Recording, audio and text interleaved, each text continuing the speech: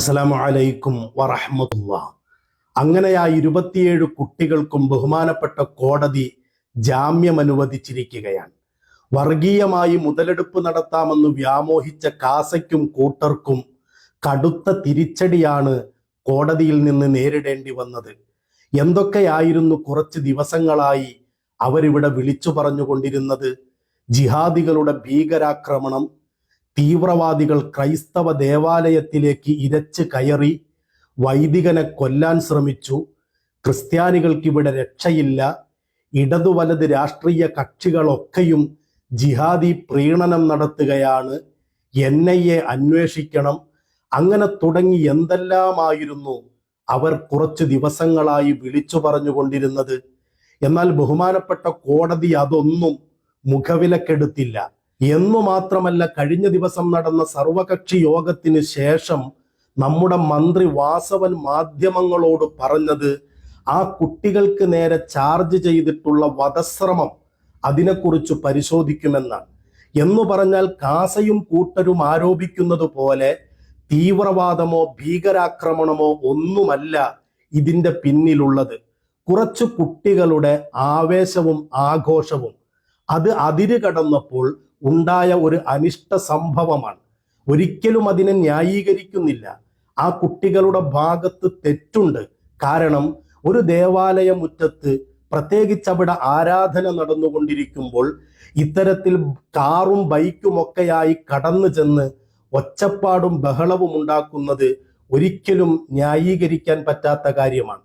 മാത്രമല്ല, അവിടെയുള്ള ആ വൈദികന് ഇങ്ങനെ ഒരു അവസ്ഥയുണ്ടായത് വേദനിപ്പിക്കുന്ന കാര്യവുമാണ്. എന്നു മാത്രമല്ല, 17ഉം 18ഉം വയസ്സുള്ള കുട്ടികൾക്ക് ലൈസൻസ് പോലുമില്ലാതെ കാറും ബൈക്കും കൊടുത്തുവിട്ട രക്ഷിതാക്കൾ, അവരും ഈ വിഷയത്തിൽ ഉത്തരവാദികളാണ്.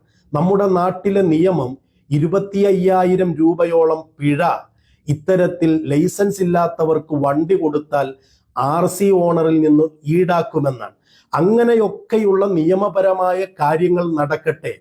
അതിനപ്പുറം ഈ ഒരു സംഭവത്തെ വർഗീയമായി ചിത്രീകരിച്ച് പരസ്പരം സ്നേഹത്തിലും സൗഹാർദ്ദത്തിലും ജീവിക്കുന്ന ആളുകൾക്കിടയിൽ ഭിന്നിപ്പുണ്ടാക്കാൻ ശ്രമിക്കുന്നത് തീർച്ചയായും എതിർക്കപ്പെടേണ്ട കാര്യമാണ്. വർഗീയമായി മുതലെടുപ്പ് നടത്താൻ ശ്രമിക്കുന്ന കാസയെപ്പോലെയുള്ള ആളുകളുടെ വികൃത മുഖം സമൂഹത്തിന്റെ മുമ്പിൽ തുറന്നു കാണിക്കേണ്ടതുമുണ്ട്. ആ വിഷയത്തിൽ മുസ്ലിം യൂത്ത് ലീഗ് കഴിഞ്ഞ ദിവസം നടത്തിയ ഇടപെടൽ അഭിനന്ദിക്കാതിരിക്കാൻ നിർവാഹമില്ല. ഈരാറ്റുപേട്ട മുനിസിപ്പൽ കമ്മിറ്റി മുസ്ലിം യൂത്ത് ലീഗ് ജില്ലാ പോലീസ് മേധാവി മുമ്പാകെ നൽകിയ ഒരു പരാതിയുണ്ട്. പൂഞ്ഞാർ സെന്റ് മേരീസ് ഫൊറോന പള്ളിയിലുണ്ടായ അനിഷ്ട സംഭവത്തിന്റെ നിജസ്ഥിതി അന്വേഷിച്ച് പുറത്തു കൊണ്ടുവരിക എന്നതാണ് പരാതിക്ക് ആധാരമായ വിഷയം. മുസ്ലിം യൂത്ത് ലീഗ് ഉന്നയിക്കുന്ന കാര്യങ്ങൾ ഇതൊക്കെയാണ്.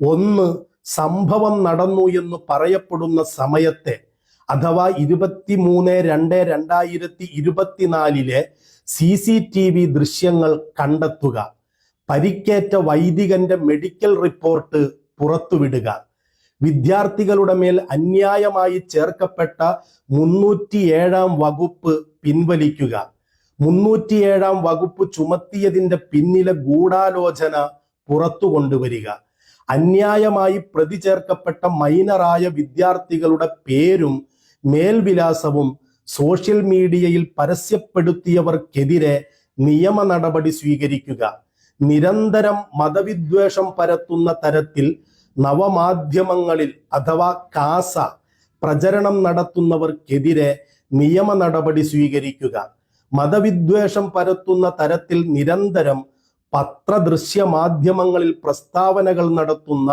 മതരാഷ്ട്രീയ നേതാക്കൾക്കെതിരെ നിയമ നടപടികൾ സ്വീകരിക്കുക.